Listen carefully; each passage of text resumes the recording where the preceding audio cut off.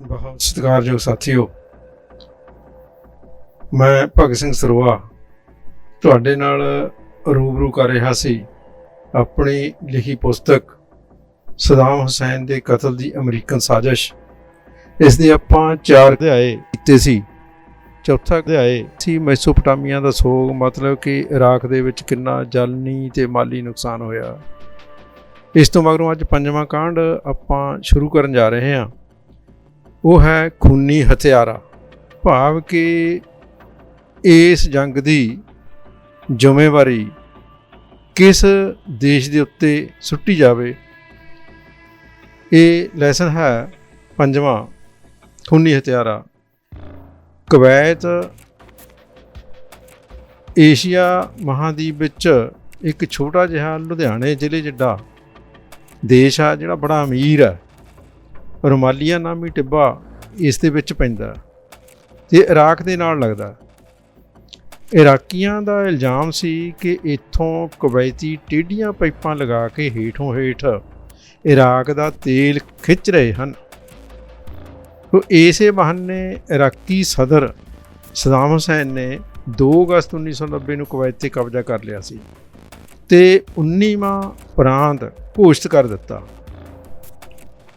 ਜੇਕਰ ਇਸ ਹੱਤਿਆਕਾਂਡ ਨੂੰ ਇਤਿਹਾਸ ਦੀ ਕਸਵੱਟੀ 'ਤੇ ਪਰਖਿਆ ਜਾਵੇ ਤਾਂ ਇਹ ਚੰਗੀ ਤਰ੍ਹਾਂ ਪਤਾ ਲੱਗ ਜਾਂਦਾ ਕਿ ਹੱਤਿਆਕਾਂਡ ਦੇ ਅਸਲੀ ਜ਼ਿੰਮੇਵਾਰ ਅਮਰੀਕਾ ਅਤੇ ਇੰਗਲੈਂਡ ਸਨ। ਅਮਰੀਕਾ ਵਰਗੇ ਮੁਲਕਾਂ ਦੇ ਮਨ ਵਿੱਚ ਅਚਨਚੇਤ ਹਜ਼ਾਰਾਂ ਮੀਲ ਦੂਰ ਬੈਠਿਆਂ ਕੁਵੈਤ ਪ੍ਰਤੀ ਇਹ ਹਮਦਰਦੀ ਕਿਉਂ ਜਾਗੀ, ਇਹ ਵੀ ਇੱਕ ਸੋਚਣ ਦਾ ਵਿਸ਼ਾ ਹੈ। ਪਰ ਗੱਲ ਤਾਂ ਇਹ ਸੀ ਕਿ ਰੌਲਾ ਤੇਲ, ਗੈਸ ਅਤੇ ਲੰਬੜਦਾਰੀ ਦਾ ਸੀ, ਜਿਸ ਕਾਰਨ ਵਿਕਸਿਤ ਦੇਸ਼ਾਂ ਦੀ ਮੁੱਖ ਸੁਵਿਧਾ ਲਈ ਖਾੜੀ ਦੇ ਲੋਕਾਂ ਨੂੰ ਬਲੀ ਦਾ ਬੱਕਰਾ ਬਣਾਇਆ ਗਿਆ। ਮੱਧ 1920 ਵਿੱਚ ਹੀ ਅਮਰੀਕਾ ਦੀਆਂ ਤੇਲ ਅਜਾਰੇਦਾਰੀਆਂ ਨੇ ਅਰਬ ਟਾਪੂ ਹਾਰ ਵਿੱਚ ਦਾਖਲ ਹੋਣਾ ਸ਼ੁਰੂ ਕਰ ਦਿੱਤਾ ਸੀ। 1930 ਦੇ ਆਰੰਭ ਵਿੱਚ ਸਾਊਦੀ ਅਰਬ ਦੇ ਬਾਦਸ਼ਾਹ ਇਬਨ ਸਾਊਦ ਨਾਲ ਸੰਪਰਕ ਕਾਇਮ ਕਰ ਲਏ ਸਨ। ਖਾੜੀ ਫਾਰਸ ਨੂੰ ਅਮਰੀਕੀ ਝੀਲ ਬਣਾਉਣ ਲਈ ਘੋਲ ਆਰੰਭ ਕਰ ਲਿਆ ਗਿਆ ਸੀ। ਅਮਰੀਕਾ ਅਤੇ ਪੱਛਮੀ ਤਾਕਤਾਂ ਨੂੰ ਅਰਬ ਏਕੇ ਦੀ ਗੱਲ ਕਿਸੇ ਵੀ ਸੂਰਤ ਪ੍ਰਵਾਨ ਨਹੀਂ ਸੀ। ਇਸ ਲਈ ਇਹਨਾਂ ਤਾਕਤਾਂ ਨੂੰ ਲਗਾਤਾਰ ਅਰਬਾਂ ਵਿੱਚ ਫੁੱਟ ਪਾਈ ਰੱਖਣ ਦਾ ਉਸਨੇ ਰਾਹ ਫੜ ਲਿਆ ਸੀ। ਇਰਾਕ ਵਿੱਚ ਖਾਨਾ ਜੰਗੀ ਕਰਵਾ ਕੇ ਅਮਰੀਕਾ ਉਸ ਦੇ 3 ਸੁਤੰਤਰ ਦੇਸ਼, ਉੱਤਰ ਵਿੱਚ ਕੁਰਦਿਸਤਾਨ, ਦੱਖਣ ਵਿੱਚ ਸ਼ੀਆ ਅਤੇ ਵਿਚਕਾਰ ਸੁੰਨੀ ਇਰਾਕ ਬਣਾ ਦੇਣਾ ਚਾਹੁੰਦਾ ਸੀ। ਇਸ ਹੱਤਿਆਕਾਂਡ ਨੂੰ ਭਾਵੇਂ ਫਰਾਂਸ ਨੇ ਟਾਲਣ ਦੀ ਕੋਸ਼ਿਸ਼ ਕੀਤੀ, ਸ਼ਾਂਤੀ ਪ੍ਰਸਤਾਵ ਪੇਸ਼ ਕੀਤਾ, UN ਨੂੰ ਸੁਰੱਖਿਆ ਕੌਂਸਲ ਵਿੱਚ ਕੀਤੀ ਗਈ ਇੱਕ ਪਹਿਲ ਕਦਮੀ ਨੂੰ ਅਮਰੀਕਾ ਨੇ ਇਹ ਕਹਿ ਕੇ ਵੀ ਰੱਦ ਕਰ ਦਿੱਤਾ ਸੀ ਕਿ ਕੁਵੈਤ ਤੇ ਇਰਾਕੀ ਕਬਜ਼ੇ ਨੂੰ ਫਲਸਤੀਨੀ ਮਸਲੇ ਨਾਲ ਜੋੜਿਆ ਜਾਣਾ ਅਮਰੀਕਾ ਨੂੰ ਪ੍ਰਵਾਨ ਨਹੀਂ, ਕਿਉਂਕਿ ਇਰਾਕੀ ਸਦਰ ਨੇ ਕੁਵੈਤ ਤੇ ਕਬਜ਼ਾ ਕਰਕੇ ਇਸ ਨੂੰ ਫਲਸਤੀਨ ਦੇ ਮਸਲੇ ਨਾਲ ਜੋੜਨਾ ਚਾਹਿਆ ਸੀ। ਇਸ ਲਈ ਅਮਰੀਕਾ ਨੂੰ ਇਹ ਗੱਲ ਮਨਜ਼ੂਰ ਨਹੀਂ ਸੀ। ਗੱਲ ਕਿ ਅਮਰੀਕਾ ਫਲਸਤੀਨੀ ਮਸਲੇ ਤੇ ਇਰਾਕ ਨਾਲ ਸੁਹਿਰਦਤਾ ਨਾਲ ਨਿਰਪੱਖ ਰੂਪ ਵਿੱਚ ਜੇ ਗੱਲ ਕਰਦਾ ਤਾਂ ਯੁੱਧ ਨੂੰ ਟਾਲਿਆ ਵੀ ਜਾ ਸਕਦਾ ਸੀ, ਪਰੰਤੂ ਅਮਰੀਕਾ ਅਜਿਹਾ ਨਹੀਂ ਚਾਹੁੰਦਾ ਸੀ। ਸੋ ਜੇਕਰ ਇਰਾਕ ਨੂੰ ਕੁਵੈਤ ਵਿੱਚੋਂ ਫੌਜਾਂ ਕੱਢਣ ਲਈ ਕੁਝ ਹੋਰ ਸਮਾਂ ਦਿੱਤਾ ਜਾਂਦਾ ਤਾਂ ਇਰਾਕ ਕੁਵੈਤ ਵਿੱਚੋਂ ਆਪਣੀਆਂ ਫੌਜਾਂ ਵਾਪਸ ਬੁਲਾ ਲੈਂਦਾ।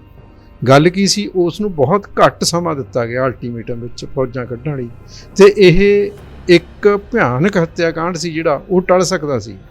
ਪਰੰਤੂ ਕੁਵੈਤ ਵਿੱਚੋਂ ਫੌਜਾਂ ਕੱਢਣ ਦਾ ਸਮਾਂ ਇੰਨਾ ਘੱਟ ਦਿੱਤਾ ਗਿਆ ਕਿ ਜੰਗ ਲਈ ਉਸ ਨੂੰ ਪ੍ਰੇਰਿਆ, ਜਿਸ ਤੇ ਜਿਹੜਾ ਇਰਾਕੀ ਸਦਰ ਸੀ ਉਸ ਨੇ ਜੰਗ ਲਈ ਕਮਰ ਕਸੇ ਕਰ ਲਏ। ਮੈਂ ਇੱਥੇ ਇਹ ਵੀ ਦੱਸਣਾ ਚਾਹੁੰਦਾ ਕਿ ਪ੍ਰਧਾਨ ਬੁਸ਼ ਨੇ ਉਸ ਸਮੇਂ ਤੱਕ ਰਾਸ਼ਟਰਪਤੀ ਸਦਾਮ ਹੁਸੈਨ ਪ੍ਰਤੀ ਗੰਦੀ ਭਾਸ਼ਾ ਵਰਤਣੀ ਅਤੇ ਜ਼ਹਿਰ ਉਗਲਣਾ ਸ਼ੁਰੂ ਕਰ ਦਿੱਤਾ ਸੀ। ਇਸ ਤੋਂ ਪਿੱਛੇ ਨਾ ਰਹਿੰਦੇ ਹੋਏ ਮਾਰਗਰੇਟ ਥੈਚਰ ਨੇ ਵੀ ਆਪਣੀ ਭਾਸ਼ਾ ਦੀ ਵਰਤੋਂ ਕੀਤੀ, ਜਿਹੜੀ ਕਿ ਰਾਸ਼ਟਰਪਤੀ ਅਮਰੀਕਾ ਦਾ ਸੀ, ਜਿਹੜਾ ਉਸ ਦੇ ਪੈਰ ਚਿੰਨ੍ਹਾਂ 'ਤੇ ਚੱਲਦਿਆਂ ਇਰਾਕੀ ਸਦਰ ਸਦਾਮ ਨੂੰ ਖਿਝਾਉਣ ਵਾਲੀ ਗੱਲ ਸੀ। ਅਤੇ ਇਹੋ ਜਿਹੀ ਭਾਸ਼ਾ ਦੀ ਵਰਤੋਂ ਦਾ ਸਿੱਟਾ ਕੀ ਨਿਕਲਿਆ ਕਿ ਗੱਲਬਾਤ ਸੀ ਜਿਹੜੀ ਉਹ ਸਮਝੌਤੇ ਤੋਂ ਪਹਿਲਾਂ ਹੀ ਟੁੱਟ ਗਈ, ਜਿਸ ਦੀ ਸਮੁੱਚੀ ਜ਼ਿੰਮੇਵਾਰੀ ਐਂਗਲੋ ਅਮਰੀਕਨ ਧੜੇ ਉੱਪਰ ਆਉਂਦੀ ਆ, ਜੋ ਆਪਣੇ ਹਥਿਆਰਾਂ ਦੀ ਪ੍ਰਦਰਸ਼ਨੀ ਕਰਨ ਲਈ ਉਤਾਵਲਾ ਸੀ ਅਤੇ ਇਹਨਾਂ ਹਥਿਆਰਾਂ ਦੀ ਵਰਤੋਂ ਇਰਾਕ ਦੇ ਵਿਰੁੱਧ ਕਰਨ ਉੱਤੇ ਤੁਲਿਆ ਹੋਇਆ ਸੀ। ਜੇਕਰ USSR ਉਸ ਸਮੇਂ ਖਾੜੀ ਵਿੱਚ ਅਮਰੀਕੀ ਫੌਜੀ ਆਪ ਹੁਦਰੇਪਣ ਦੀ ਹਮਾਇਤ ਨਾ ਕਰਦਾ ਤਾਂ ਯੁੱਧ ਨੂੰ ਟਾਲਿਆ ਜਾ ਸਕਦਾ ਸੀ। ਸੋ ਮਾਸਕੋ ਇੱਕ ਵਾਰ ਫਿਰ ਆਪਣੀ ਕੂਟਨੀਤੀ ਵਿੱਚ ਉਸ ਸਮੇਂ ਅਸਫਲ ਹੋ ਗਿਆ ਜਦੋਂ secretary general Javier Perez de Cuellar ਨੇ 14 ਜਨਵਰੀ 1991 ਨੂੰ ਸੁਰੱਖਿਆ ਪਰਿਸ਼ਦ ਵਿੱਚ ਪ੍ਰਧਾਨ ਸਦਾਮ ਹੁਸੈਨ ਨਾਲ ਆਪਣੀ ਗੱਲਬਾਤ ਬਾਰੇ ਰਿਪੋਰਟ ਪੇਸ਼ ਕੀਤੀ ਸੀ। ਫਿਰ ਅਮਰੀਕਾ ਅਤੇ ਉਸ ਦੇ ਮਿੱਤਰ ਦੇਸ਼ਾਂ ਨੇ ਦੁਨੀਆ ਅੱਗੇ ਇਹ ਵੀ ਝੂਠ ਬੋਲਿਆ ਕਿ ਜਿਹੜੀ ਜੰਗ ਉਹਨਾਂ ਨੇ ਇਰਾਕ ਵਿਰੁੱਧ ਛੇੜੀ ਹੈ ਉਸ ਲਈ UNO ਦੀ ਮਾਨਤਾ ਪ੍ਰਾਪਤ ਕਾਰਵਾਈ ਹੈ, ਪਰ UNO ਚਾਰਟਰ ਜਿਸ ਵਿੱਚ ਵਿਸ਼ੇਸ਼ ਤੌਰ 'ਤੇ ਫੌਜੀ ਵਰਤੋਂ ਦਾ ਜ਼ਿਕਰ ਕੀਤਾ ਗਿਆ ਸੀ ਉਸ ਦੀ ਪਾਲਣਾ ਨਹੀਂ ਕੀਤੀ ਗਈ ਸੀ। UN ਚਾਰਟਰ ਵਿੱਚ ਇਹ ਗੱਲ ਦਰਜ ਹੈ ਕਿ ਹਥਿਆਰਬੰਦ ਫੌਜਾਂ ਦੀ ਵਰਤੋਂ ਦੀ ਯੋਜਨਾ ਸੁਰੱਖਿਆ ਪਰਿਸ਼ਦ ਵੱਲੋਂ ਤਿਆਰ ਕੀਤੀ ਜਾਵੇਗੀ ਅਤੇ ਇਸ ਲਈ ਮਿਲਟਰੀ ਸਟਾਫ ਵੱਲੋਂ ਸਹਾਇਤਾ ਲਈ ਜਾਵੇਗੀ। ਸੁਰੱਖਿਆ ਪਰਿਸ਼ਦ ਹੇਠ ਕੰਮ ਕਰਨ ਵਾਲੀ ਮਿਲਟਰੀ ਸਟਾਫ ਕਮੇਟੀ ਸੁਰੱਖਿਆ ਪਰਿਸ਼ਦ ਕੋਲ ਮੌਜੂਦ ਹਥਿਆਰਬੰਦ ਫੌਜਾਂ ਦੀ ਕਿਸੇ ਵੀ ਯੁੱਧ ਨੀਤੀ ਨੂੰ ਆਪ ਤਿਆਰ ਕਰੇਗੀ। ਇਸ ਲਈ ਇਹ ਇਤਿਹਾਦੀ ਸਭਾ ਨਾਲ ਸਰਾਸਰ ਧੋਖਾ ਸੀ। ਅਸਲ ਅਮਰੀਕੀ ਧੜਾ ਇਹ ਦਾਅਵਾ ਕਰਦਾ ਸੀ ਕਿ ਇਸ ਕੋਲ ਇਰਾਕ ਵਿਰੁੱਧ ਜੰਗ ਛੇੜਨ ਵਾਸਤੇ ਇਤਿਹਾਦੀ ਸਭਾ ਦੀ ਮਨਜ਼ੂਰੀ ਪ੍ਰਾਪਤ ਹੈ। ਗੱਲ ਸੀ ਕਿ ਇਰਾਕ ਅਤੇ ਕੁਵੈਤ ਵਿੱਚ ਭਾਵੇਂ ਧਾਰਮਿਕ ਆਧਾਰ 'ਤੇ ਦੋ ਕੌਮਾਂ ਦਾ ਕੋਈ ਸਿਧਾਂਤ ਵੀ ਨਹੀਂ ਸੀ। ਉਹ ਖੇਤਰ, ਭਾਸ਼ਾ, ਸੱਭਿਆਚਾਰ, ਨਸਲ ਅਤੇ ਧਰਮ ਪੱਖੋਂ ਇੱਕਮਿਕ ਸਨ। ਉਹਨਾਂ ਵਿਚਲੀ ਸੀਮਾ ਰੇਖਾ ਪੱਛਮੀ ਸ਼ਕਤੀਆਂ ਦੁਆਰਾ ਉੱਥੋਂ ਦੇ ਤੇਲ ਭੰਡਾਰਾਂ ਤੋਂ ਲਾਭ ਉਠਾਉਣ ਲਈ ਖਿੱਚੀ ਗਈ ਸੀ। ਜਿਹੜੀ ਸੁਰੱਖਿਆ ਪਰਿਸ਼ਦ ਹੈ ਉਸ ਨੂੰ ਇਸੇ ਤਰ੍ਹਾਂ ਦੇ ਹੀ ਆਪਣੇ ਪਹਿਲਾਂ ਪਾਸ ਕੀਤੇ ਸਾਰੇ ਮਤਿਆਂ ਉੱਤੇ ਝਾਤ ਵੀ ਮਾਰ ਲੈਣੀ ਚਾਹੀਦੀ ਸੀ। ਉਸ ਤੋਂ ਮਗਰੋਂ ਹੀ ਚਾਰਟਰ ਨੰਬਰ 678 ਨੂੰ ਉਸ ਨੂੰ ਲਾਗੂ ਕਰਨਾ ਚਾਹੀਦਾ ਸੀ, ਪਰ ਕਿਉਂਕਿ ਅਮਰੀਕਾ ਨੇ ਸੁਰੱਖਿਆ ਪਰਿਸ਼ਦ ਨੂੰ ਇੱਕ ਕਿਸਮ ਦਾ ਅਗਵਾ ਕੀਤਾ ਹੋਇਆ ਸੀ, ਇਸ ਲਈ ਜਿੱਥੇ ਉਹ ਨੰਬਰ 242 ਨੂੰ ਖਤਮ ਕਰਨ ਵਿੱਚ ਸਫਲ ਰਿਹਾ, ਉੱਥੇ ਚਾਰਟਰ ਨੰਬਰ 678 ਨੂੰ ਲਾਗੂ ਕਰਵਾ ਕੇ ਇਰਾਕ ਦੀ ਇੱਟ ਨਾਲ ਇੱਟ ਵਜਾਉਣ ਵਿੱਚ ਵੀ ਸਫਲ ਰਿਹਾ। ਉਹ ਗੱਲ ਇਹ ਬੜੀ ਸੋਚਣ ਵਾਲੀ ਆ ਕਿ ਫਲਸਤੀਨ ਉੱਤੇ ਜ਼ੁਲਮ ਕਿਉਂ ਅਤੇ ਕੁਵੈਤ ਦੀ ਗੁਲਾਮੀ ਤੇ ਸੋਗ ਕਿਉਂ? ਹਜ਼ਾਰਾਂ ਮੀਲ ਦੂਰ ਬੈਠੇ ਅਮਰੀਕੀਆਂ, ਬਰਤਾਨਵੀਆਂ ਅਤੇ ਫਰਾਂਸੀਸੀਆਂ ਨੂੰ ਕੁਵੈਤ ਨਾਲ ਹੇਜ ਕਿਉਂ ਜਾਗਿਆ? ਇਹ ਸਾਰਾ ਕੁਝ ਵਿਚਾਰ ਕੇ UNO ਨੂੰ ਆਪਣਾ ਕੋਈ ਨਿਰਪੱਖ ਫੈਸਲਾ ਦੇਣਾ ਚਾਹੀਦਾ ਸੀ, ਪਰ ਫਲਸਤੀਨ ਦੇ ਮਸਲੇ 'ਤੇ ਇੰਨੀ ਦੇਰ ਕਿਉਂ ਅਤੇ ਕੁਵੈਤ ਦੇ ਮਸਲੇ 'ਤੇ ਇੰਨੀ ਕਾਹਲ ਕਿਉਂ? ਗੱਲ ਕਿ ਇਹਨਾਂ ਸ਼ਕਤੀਆਂ ਨੂੰ ਕੁਵੈਤ ਦੀ ਆਜ਼ਾਦੀ ਜਾਂ ਗੁਲਾਮੀ ਨਾਲ ਕੋਈ ਸਾਰੋਕਾਰ ਨਹੀਂ ਸੀ। ਕੁਵੈਤ ਕਿਸੇ ਢੱਠੇ ਖੂਹ ਵਿੱਚ ਗਿਰੇ, ਆਜ਼ਾਦ ਹੋਵੇ ਜਾਂ ਗੁਲਾਮ। ਗੱਲ ਕਿ ਇਹ ਸੀ ਕਿ ਜਿੰਨੀ ਦੇਰ ਤੱਕ ਸਦਾਮ ਹੁਸੈਨ ਗੱਦੀ 'ਤੇ ਬਿਰਾਜਮਾਨ ਸੀ, ਅਰਬਾਂ ਨੂੰ ਕਾਬੂ ਕਰਨ ਅਤੇ ਤੇਲ ਦੇ ਭੰਡਾਰਾਂ 'ਤੇ ਕਬਜ਼ਾ ਕਰਨ ਵਿੱਚ ਕਈ ਸਮੱਸਿਆਵਾਂ ਪੈਦਾ ਹੋ ਸਕਦੀਆਂ ਸਨ। ਇਸ ਕੰਮ ਨੂੰ ਸਿਰੇ ਚਾੜ੍ਹਨ ਲਈ ਸਦਾਮ ਹੁਸੈਨ ਦਾ ਖਾਤਮਾ ਅਤੇ ਇਰਾਕੀ ਅਰਥਚਾਰੇ ਦੀ ਤਬਾਹੀ ਜ਼ਰੂਰੀ ਸੀ, ਕਿਉਂਕਿ ਇਰਾਕੀ ਸਦਰ ਇਸ ਕੰਮ ਵਿੱਚ ਵੱਡਾ ਰੋੜਾ ਬਣ ਸਕਦਾ ਸੀ। ਸੋ ਗੱਲ ਤਾਂ ਇਹ ਹੈ ਕਿ ਇਰਾਕ ਦਾ ਜਿਹੜਾ ਰਾਸ਼ਟਰਪਤੀ ਸੀ ਸਦਾਮ ਹੁਸੈਨ ਸੀ, ਉਸ ਨੇ ਅਮਰੀਕਾ ਦੀ ਧੌਂਸ ਨੂੰ ਮੰਨਣ ਤੋਂ ਇਨਕਾਰ ਕਰ ਦਿੱਤਾ ਸੀ। ਕੁਵੈਤ 'ਤੇ ਕਬਜ਼ਾ ਕਰਕੇ ਇਸ ਮਸਲੇ ਨੂੰ ਉਸਨੇ ਇਸੇ ਲਈ ਫਲਸਤੀਨ ਦੇ ਮਸਲੇ ਨਾਲ ਜੋੜ ਕੇ ਸੰਸਾਰ ਦੀਆਂ ਮਹਾਸ਼ਕਤੀਆਂ ਅਤੇ ਅਰਬਾਂ ਨੂੰ ਹੈਰਾਨ ਕਰ ਦਿੱਤਾ। ਉਸ ਦਾ ਕਹਿਣਾ ਸੀ ਕਿ ਜੇਕਰ ਫਲਸਤੀਨ ਨੂੰ ਇੱਕ ਸੁਤੰਤਰ ਮੁਲਕ ਵਜੋਂ ਮਾਨਤਾ ਦਿੱਤੀ ਜਾਵੇ ਤਾਂ ਕੁਵੈਤ ਨੂੰ ਸੁਤੰਤਰ ਕਰ ਦਿੱਤਾ ਜਾਵੇਗਾ। ਪਰ ਅਮਰੀਕਾ, ਫਰਾਂਸ, ਇੰਗਲੈਂਡ ਅਤੇ ਕੈਨੇਡਾ ਨੂੰ ਕਿਸੇ ਵੀ ਸੂਰਤ ਵਿੱਚ ਇਹ ਗੱਲ ਪ੍ਰਵਾਨ ਨਹੀਂ ਸੀ, ਕਿਉਂਕਿ ਅਮਰੀਕਾ ਵੀ ਆਪਣੀ ਜਿੱਦ ਤੇ ਅੜਿਆ ਹੋਇਆ ਸੀ ਤੇ ਦੂਜੇ ਪਾਸੇ ਰਾਸ਼ਟਰਪਤੀ ਸਦਾਮ ਹੁਸੈਨ ਵੀ ਆਪਣੀ ਜਿੱਦ ਤੇ ਅੜਿਆ ਹੋਇਆ ਸੀ। ਇਸ ਜੰਗ ਦੇ ਉੱਤੇ ਵੱਖ-ਵੱਖ ਬੁੱਧੀਜੀਵੀਆਂ ਨੇ ਜਿਨ੍ਹਾਂ ਨੇ ਵਿਚਾਰ ਦਿੱਤੇ, ਉਹਨਾਂ ਤੋਂ ਵੀ ਪਤਾ ਲੱਗਦਾ ਕਿ ਜੰਗ ਦੇ ਅਸਲੀ ਜ਼ਿੰਮੇਵਾਰ ਅਮਰੀਕਾ ਤੇ ਇੰਗਲੈਂਡ ਸਨ। Noam Chomsky, a professor of linguistics of Massachusetts Institute of Technology, Boston, ਉਸਨੇ ਜੰਗ ਸੰਬੰਧੀ ਆਪਣੇ ਵਿਚਾਰ ਪੇਸ਼ ਕੀਤੇ। ਉਹਨਾਂ ਦਾ ਕਹਿਣਾ ਹੈ ਕਿ 2 ਅਗਸਤ ਨੂੰ ਜਦੋਂ ਇਰਾਕ ਨੇ ਕੁਵੈਤ 'ਤੇ ਕਬਜ਼ਾ ਕਰ ਲਿਆ, ਇਸ ਤੋਂ ਮਗਰੋਂ ਪਹਿਲੇ ਹੀ ਹਫ਼ਤੇ ਅਰਬ ਦੇਸ਼ਾਂ ਦੀ ਰਾਜਦੂਤਕ ਪੱਧਰ 'ਤੇ ਗੱਲਬਾਤ ਸ਼ੁਰੂ ਹੋ ਗਈ ਸੀ। ਸਾਊਦੀ ਅਰਬ ਨੇ ਵੀ ਇਰਾਕ ਦੀ ਸ਼ਾਂਤੀ ਯੋਜਨਾ ਨੂੰ ਪ੍ਰਵਾਨ ਕਰ ਲਿਆ ਸੀ ਤੇ ਇਰਾਕ ਅਰਬ ਦੇਸ਼ਾਂ ਦੇ ਮੁਖੀਆਂ ਦੀ ਜੱਡਾ ਵਿੱਚ ਹੋ ਰਹੀ ਮੀਟਿੰਗ ਵਿੱਚ ਸ਼ਾਮਲ ਹੋਣਾ ਮੰਨ ਗਿਆ ਸੀ।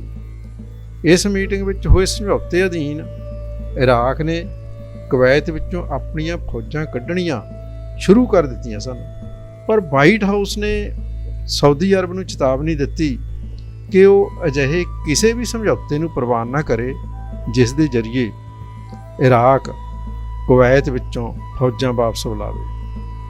ਯੂਐਨਓ ਦੇ ਸਕੱਤਰ general Xavier praise de Cuellar ਨੇ ਵੀ 14 ਜਨਵਰੀ ਨੂੰ ਇਰਾਕੀ ਸਦਰ ਨਾਲ ਹੋਈ ਗੱਲਬਾਤ ਤੋਂ ਮਗਰੋਂ ਕਿਹਾ ਸੀ ਕਿ ਇਰਾਕ ਕਿਸੇ ਵੀ ਗੱਲਬਾਤ ਲਈ ਤਿਆਰ ਹੈ ਜਿਸ ਨਾਲ ਖਾੜੀ ਸੰਕਟ ਨੂੰ ਟਾਲਿਆ ਜਾ ਸਕੇ, ਪਰ ਕਿਸੇ ਬਾਹਰੀ ਦਬਾਅ ਅਧੀਨ ਨਹੀਂ। ਫਿਰ ਇਹ ਦੇਖੋ ਕਿ ਟਾਮ ਕਿੰਗ ਸੀ ਜਿਹੜਾ ਉਹ ਇੰਗਲੈਂਡ ਦਾ ਰੱਖਿਆ ਮੰਤਰੀ ਸੀ, ਉਸਨੇ ਆਪ ਇਹ ਗੱਲ ਮੰਨੀ ਸੀ। ਉਸ ਦਾ ਕਹਿਣਾ ਸੀ ਅਮਰੀਕਾ ਅਤੇ ਉਸ ਦੇ ਇਤਿਹਾਦੀ ਦੇਸ਼ਾਂ ਦਾ ਮਕਸਦ ਕੇਵਲ ਕੁਵੈਤ ਨੂੰ ਇਰਾਕ ਦੇ ਚੁੰਗਲ ਤੋਂ ਆਜ਼ਾਦ ਕਰਵਾਉਣਾ ਹੀ ਨਹੀਂ, ਸਗੋਂ ਇਰਾਕ ਦੀ ਤਾਕਤ ਨੂੰ ਮੁਕੰਮਲ ਤੌਰ ਤੇ ਖਤਮ ਕਰਨਾ ਹੈ। ਇੱਕ ਗੱਲ ਹੋਰ, ਕਈ ਵਾਰ ਰਾਜਦੂਤਕ ਪੱਧਰ ਤੇ ਚਿੱਠੀ ਪੱਤਰ ਜਿਹੜੀ ਬੜੀ ਸ਼ਾਇਸਤਾ ਭਾਸ਼ਾ ਦੇ ਵਿੱਚ ਕੀਤੀ ਜਾਂਦੀ ਆ, ਪਰ ਅਮਰੀਕੀ ਰਾਸ਼ਟਰਪਤੀ ਨੇ ਇਰਾਕ ਦੇ ਰਾਸ਼ਟਰਪਤੀ ਨੂੰ ਜਿਹੜੀ ਚਿੱਠੀ ਲਿਖੀ ਉਸ ਵਿੱਚ ਸਿੱਧੀਆਂ ਧਮਕੀਆਂ ਦਿੱਤੀਆਂ ਗਈਆਂ ਸਨ, ਜਿਸ ਤੋਂ ਪਤਾ ਲੱਗਦਾ ਹੈ ਕਿ ਚਿੱਠੀ ਦਾ ਅਰਥ ਸਿੱਧੇ ਤੌਰ ਤੇ ਪੜ੍ਹਨ ਵਾਲੇ ਨੂੰ ਭੜਕਾਉਣਾ ਸੀ। ਇਸ ਚਿੱਠੀ ਦੇ ਕੁਝ ਅੰਸ਼ ਦੇਖੋ, ਹਮਲੇ ਦਾ ਕੋਈ ਇਨਾਮ ਨਹੀਂ ਹੋ ਸਕਦਾ, ਨਾ ਹੀ ਕੋਈ ਗੱਲਬਾਤ ਹੋਏਗੀ, ਅਸੂਲਾਂ ਤੇ ਸਮਝੌਤਾ ਨਹੀਂ ਹੋ ਸਕਦਾ, ਪਰ ਜੇ ਤੂੰ ਮੰਨ ਜਾਵੇਂ ਤਾਂ ਤੈਨੂੰ ਸੰਸਾਰ ਭਾਈਚਾਰੇ ਵਿੱਚ ਮੁੜ ਸ਼ਾਮਲ ਹੋਣ ਦਾ ਮੌਕਾ ਮਿਲ ਸਕਦਾ ਹੈ। ਇਸ ਦੇ ਨਾਲ ਹੀ ਇਰਾਕ ਅਤੇ ਉਸ ਦੇ ਫੌਜੀ ਟਿਕਾਣੇ ਤਬਾਹੀ ਤੋਂ ਬਚ ਜਾਣਗੇ, ਪਰ ਜੇ ਤੂੰ ਕੁਵੈਤ ਨੂੰ ਬਿਨਾਂ ਸ਼ਰਤ ਅਤੇ ਮੁਕੰਮਲ ਤੌਰ ਤੇ ਖਾਲੀ ਨਾ ਕੀਤਾ ਤਾਂ ਤੇਰਾ ਨੁਕਸਾਨ ਸਿਰਫ ਕੁਵੈਤ ਦਾ ਖੁੰਝਣਾ ਹੀ ਨਹੀਂ ਹੋਵੇਗਾ। ਗੱਲ ਕੀ ਜਾਰਜ ਬੁਸ਼ ਗੱਲਬਾਤ ਰਾਹੀਂ ਮਸਲੇ ਦਾ ਹੱਲ ਚਾਹੁੰਦਾ ਹੀ ਨਹੀਂ ਸੀ। ਇਹੋ ਕਾਰਨ ਸੀ ਕਿ ਉਸਨੇ ਸਦਾਮ ਹੁਸੈਨ ਦੀਆਂ ਸਾਰੀਆਂ ਸ਼ਾਂਤੀ ਤਜਵੀਜ਼ਾਂ ਨੂੰ ਅਸਵੀਕਾਰ ਕਰਕੇ ਉਸ ਨੂੰ ਧਮਕੀਆਂ ਭਰੇ ਪੱਤਰ ਲਿਖੇ ਤਾਂ ਕਿ ਗੱਲਬਾਤ ਦਾ ਰਾਹ ਤਿਆਗ ਕੇ ਉਹ ਜੰਗ ਲਈ ਤਿਆਰ ਹੋ ਜਾਵੇ। ਇਹੋ ਹੀ ਨਹੀਂ, CNN ਵੱਲੋਂ ਇਰਾਕ ਵਿਰੁੱਧ ਭੰਡੀ ਪ੍ਰਚਾਰ ਇੰਨਾ ਭੈੜਾ ਸੀ ਕਿ ਇਰਾਕੀ ਸਦਰ ਨੂੰ ਕਈ ਵਾਰ ਤਾਂ ਸਿਰਫ ਸਦਾਮ ਕਹਿ ਕੇ ਹੀ ਸਾਰ ਲਿਆ ਜਾਂਦਾ ਸੀ। ਇਹ ਪਾਕਿਸਤਾਨ ਦਾ ਗ੍ਰਹਿ ਮੰਤਰੀ ਸੀ ਸਰਫਰਾਜ਼ ਅਹਿਮਦ, ਉਸਨੇ ਵੀ ਅਮਰੀਕਾ ਤੇ ਦੋਸ਼ ਲਗਾਇਆ ਸੀ। ਉਸ ਦਾ ਕਹਿਣਾ ਸੀ ਕਿ ਉਸ ਦੇ ਇਸ਼ਾਰੇ ਤੇ ਹੀ ਕੁਵੈਤ ਨੇ ਇਰਾਕ ਦੇ ਸਰਹੱਦੀ ਇਲਾਕਿਆਂ ਵਿੱਚ ਤੇਲ ਦੇ ਖੂਹ ਪੁੱਟਣੇ ਸ਼ੁਰੂ ਕਰ ਦਿੱਤੇ ਸਨ ਤੇ ਇਸ ਤਰ੍ਹਾਂ ਉਸਨੇ ਇਰਾਕੀ ਤੇਲ ਵੇਚਣਾ ਸ਼ੁਰੂ ਕਰ ਦਿੱਤਾ ਸੀ। ਅਮਰੀਕਾ ਚਾਹੁੰਦਾ ਤਾਂ ਇਸ ਮਸਲੇ ਦਾ ਹੱਲ ਗੱਲਬਾਤ ਰਾਹੀਂ ਕਰਵਾ ਦਿੰਦਾ, ਪਰ ਉਹ ਤਾਂ ਚਾਹੁੰਦਾ ਸੀ ਕਿ ਜੰਗ ਹੋਵੇ ਤੇ ਉਸ ਨੂੰ ਦਖਲ ਦੇਣ ਦਾ ਮੌਕਾ ਮਿਲੇ। ਸੋ ਇਸ ਤਰ੍ਹਾਂ ਜੰਗ ਜਦੋਂ ਪੂਰੇ ਜ਼ੋਰਾਂ ਤੇ ਚੱਲੀ ਹੋਈ ਸੀ, ਜ਼ਮੀਨਦੋਜ਼ ਬੰਕਰ ਤੇ ਇੱਕ ਵੱਡੀ ਮਿਜ਼ਾਈਲ ਜਦੋਂ ਗਿਰੀ, ਇਰਾਕ ਨੇ ਅਮਨ ਪੇਸ਼ਕਸ਼ ਪੇਸ਼ ਕੀਤੀ। ਉਸ ਵੇਲੇ ਅਮਰੀਕੀ ਰਾਸ਼ਟਰਪਤੀ ਜਾਰਜ ਬੁਸ਼ ਨੇ ਇਸ ਨੂੰ ਮੰਨਣ ਤੋਂ ਇਨਕਾਰ ਕਰ ਦਿੱਤਾ ਤੇ ਬਰਤਾਨੀਆ ਦੇ ਪ੍ਰਧਾਨ ਮੰਤਰੀ ਜੌਨ ਮੇਜਰ ਨੇ ਵੀ ਇਰਾਕੀ ਪੇਸ਼ਕਸ਼ ਨੂੰ ਠੁਕਰਾ ਦਿੱਤਾ। ਉਸ ਦਾ ਕਹਿਣਾ ਸੀ ਕਿ ਇਰਾਕ ਵੱਲੋਂ ਕੁਵੈਤ ਵਿੱਚੋਂ ਨਿਕਲਣ ਬਾਰੇ ਬਿਆਨ ਦਾ ਇੱਕਦਮ ਸਵਾਗਤ ਨਹੀਂ ਕੀਤਾ ਜਾ ਸਕਦਾ। ਜਨਰਲ ਕਾਲਨ ਪਾਵੈਲ, ਰਿਚਰਡ ਆਈ ਨੀਲ, ਹੈਨਰੀ ਗੋਜ਼ਾਲੇਜ਼, ਇਹਨਾਂ ਦੇ ਬਿਆਨ ਜੇ ਆਪਾਂ ਦੇਖੀਏ ਤਾਂ ਵੀ ਇਹ ਲੱਗਦਾ ਹੈ ਕਿ ਇਸ ਜੰਗ ਦੇ ਲਈ ਮੁੱਖ ਤੌਰ ਤੇ ਇੰਗਲੈਂਡ ਅਤੇ ਅਮਰੀਕਾ ਜ਼ਿੰਮੇਵਾਰ ਸਨ। ਜਨਰਲ ਕਾਲਨ ਪਾਵੈਲ 1991 ਵਿੱਚ ਅਮਰੀਕੀ ਫੌਜਾਂ ਦੀ ਸਾਂਝੀ ਕਮਾਨ ਦਾ ਮੁਖੀ ਸੀ।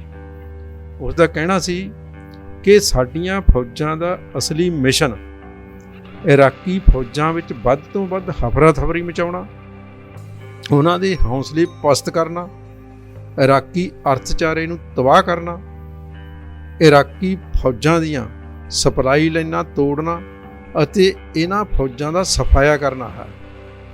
ਰਿਚਰਡ ਆਈ ਨੀਲ ਵੀ ਪਿੱਛੇ ਨਹੀਂ ਰਿਹਾ। ਉਹ ਇਤਿਹਾਦੀ ਫੌਜਾਂ ਦੇ ਮੈਰੀਨ ਬ੍ਰਿਗੇਡੀਅਰ ਜਨਰਲ ਸਨ। ਉਸਨੇ ਕਿਹਾ ਸੀ ਕਿ ਅਸੀਂ ਇਰਾਕ ਨੂੰ ਤਬਾਹ ਕਰਨ ਤੇ ਤੁਲੇ ਹੋਏ ਹਾਂ। ਗੱਲ ਕੀ ਅਮਰੀਕੀ ਰੱਖਿਆ ਮੰਤਰੀ ਡਿਕ ਚੈਨੀ, ਉਹ ਵੀ ਸ਼ਾਂਤੀ ਪ੍ਰਸਤਾਵ ਨੂੰ ਇੱਕਦਮ ਮੰਨਣ ਦੇ ਉੱਤੇ ਤਿਆਰ ਨਹੀਂ ਸੀ। ਉਸ ਨੇ ਇਸ ਤੇ ਗੱਲਬਾਤ ਕਰਦਿਆਂ ਕਿਹਾ ਕਿ ਮੈਂ ਕਿਸੇ ਵੀ ਤਰ੍ਹਾਂ ਰੁਕਣ ਜਾਂ ਜੰਗਬੰਦੀ ਵਿੱਚ ਯਕੀਨ ਨਹੀਂ ਰੱਖਦਾ। ਜੰਗ ਭਲਕੇ ਬੰਦ ਹੋ ਸਕਦੀ ਹੈ ਬਸ਼ਰਤੇ ਕਿ ਸਦਾਮ ਹੁਸੈਨ ਕੁਵੈਤ ਵਿੱਚੋਂ ਆਪਣੀਆਂ ਫੌਜਾਂ ਕੱਢ ਲਏ। ਜੰਗਬੰਦੀ ਨਾਲ ਕੁਝ ਨਹੀਂ ਸੌਰਨਾ। ਇਸ ਦੇ ਦੌਰਾਨ ਹੀ ਜੀਨ ਪੈਰੇ ਸੈਵਨਮੈਂਟ, ਫਰਾਂਸ ਦਾ ਰੱਖਿਆ ਮੰਤਰੀ ਅਤੇ ਫਰਾਂਸ ਦੇ ਪ੍ਰਧਾਨ ਮੰਤਰੀ ਫਰਾਂਸਿਸਵਾ ਮਿੱਤਰਾਂ ਦੇ ਵਿਚਕਾਰ ਜੰਗ ਦੇ ਸੰਬੰਧ ਵਿੱਚ ਮਤਭੇਦ ਪੈਦਾ ਹੋ ਗਏ ਤੇ ਇਰਾਕੀ ਸਦਰ ਸੀ ਜਿਹੜਾ ਉਹ ਭਾਵੇਂ ਵਾਰ-ਵਾਰ ਸ਼ਾਂਤੀ ਦਾ ਪ੍ਰਸਤਾਵ ਲਿਆ ਰਿਹਾ ਸੀ, ਪਰ ਅਮਰੀਕਾ ਚਾਹੁੰਦਾ ਸੀ ਕਿ ਹੁਣ ਕਿਸੇ ਨਾ ਕਿਸੇ ਤਰੀਕੇ ਨਾਲ ਇਹ ਪ੍ਰਸਤਾਵ ਨੂੰ ਮੰਨਣਾ ਹੀ ਪਏਗਾ। ਇਸ ਲਈ ਇਸ ਹਮਲੇ ਨੂੰ ਜੇਕਰ ਅਮਰੀਕਾ ਵੱਲੋਂ ਨਿਸ਼ਾਨੇਬਾਜ਼ੀ ਦੀ ਪ੍ਰੈਕਟਿਸ ਕਹਿ ਲਿਆ ਜਾਵੇ ਤਾਂ ਵੀ ਕੋਈ ਅਤਕਥਨੀ ਨਹੀਂ। ਗੱਲ ਕੀ ਸਿੱਧੇ ਰੂਪ ਵਿੱਚ ਕਿਹਾ ਜਾ ਸਕਦਾ ਕਿ ਸੁਪਰੀਮ ਸ਼ਕਤੀ ਵਜੋਂ ਉੱਭਰਨ ਦੀ ਲਾਲਸਾ ਨੇ ਅਮਰੀਕਾ ਨੂੰ ਜੰਗ ਲੜਨ ਲਈ ਮਜਬੂਰ ਕੀਤਾ। ਉਸਨੇ USSR, ਫਰਾਂਸ ਅਤੇ DQR ਦੀਆਂ ਅਮਨ ਤਜਵੀਜ਼ਾਂ ਨੂੰ ਠੁਕਰਾ ਕੇ ਇਰਾਕੀ ਸਦਰ ਤੇ ਸਿੱਧੇ ਰੂਪ ਵਿੱਚ ਕਾਤਲਾਨਾ ਹਮਲਾ ਕੀਤਾ। ਬਰਤਾਨੀਆ ਵੀ ਇਸ ਭਿਅੰਕਰ ਕਤਲੇਆਮ ਦੀ ਜ਼ਿੰਮੇਵਾਰੀ ਤੋਂ ਬਚ ਨਹੀਂ ਸਕਦਾ, ਕਿਉਂਕਿ ਕੁਵੈਤ ਨੂੰ ਇੱਕ ਸੁਤੰਤਰ ਮੁਲਕ ਵਜੋਂ ਮਾਨਤਾ ਦਿਵਾਉਣ ਵਿੱਚ ਸਭ ਤੋਂ ਪਹਿਲਾਂ ਉਸਨੇ ਹੀ ਕਦਮ ਚੁੱਕਿਆ ਸੀ। ਜਦੋਂ ਇਰਾਕ ਨੇ ਉਸ ਉੱਤੇ ਆਪਣਾ ਹੱਕ ਜਤਾਇਆ ਤਾਂ ਬਰਤਾਨੀਆ ਨੇ ਉਸ ਸਮੇਂ ਤੋਂ ਹੀ ਇਰਾਕ ਕੁਵੈਤ ਸੀਮਾ ਉੱਤੇ ਕੁਵੈਤ ਦੀ ਸੁਤੰਤਰਤਾ ਨੂੰ ਕਾਇਮ ਰੱਖਣ ਲਈ ਆਪਣੀਆਂ ਫੌਜਾਂ ਭੇਜ ਦਿੱਤੀਆਂ ਸਨ। ਇਸ ਨਾਲ ਜਿੱਥੇ ਕਈ ਦਹਾਕਿਆਂ ਤੋਂ ਬਰਤਾਨਵੀ ਫੌਜੀਆਂ ਨੂੰ ਰੁਜ਼ਗਾਰ ਮਿਲਦਾ ਰਿਹਾ, ਉੱਥੇ ਕੁਵੈਤੀ ਧਨ ਨਾਲ ਬਰਤਾਨੀਆ ਦੀਆਂ ਤਜ਼ੌਰੀਆਂ ਵੀ ਭਰਦੀਆਂ ਰਹੀਆਂ। ਬਰਤਾਨੀਆ ਇਹ ਗੱਲ ਚੰਗੀ ਤਰ੍ਹਾਂ ਜਾਣਦਾ ਸੀ ਕਿ ਇਰਾਕ ਉਸ ਦੇ ਰਸਤੇ ਵਿੱਚ ਕਦੇ ਵੀ ਰੋੜਾ ਬਣ ਸਕਦਾ।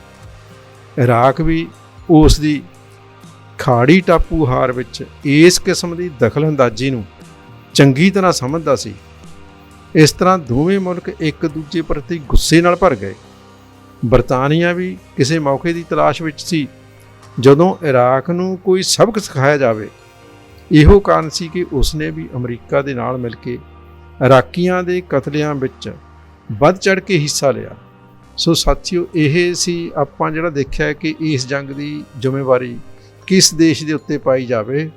ਬਹੁਤ ਬਹੁਤ ਧੰਨਵਾਦ। ਤੇ ਇਸ ਦੇ ਨਾਲ ਹੀ ਅਧਿਆਏ ਨੰਬਰ 6 ਦੇ ਵਿੱਚ ਕਿ ਮੀਡੀਆ ਸੀ ਜਿਹੜਾ ਉਸ ਦਾ ਇਸ ਜੰਗ ਵਿੱਚ ਕੀ ਰੋਲ ਸੀ। ਬਹੁਤ ਬਹੁਤ ਧੰਨਵਾਦ।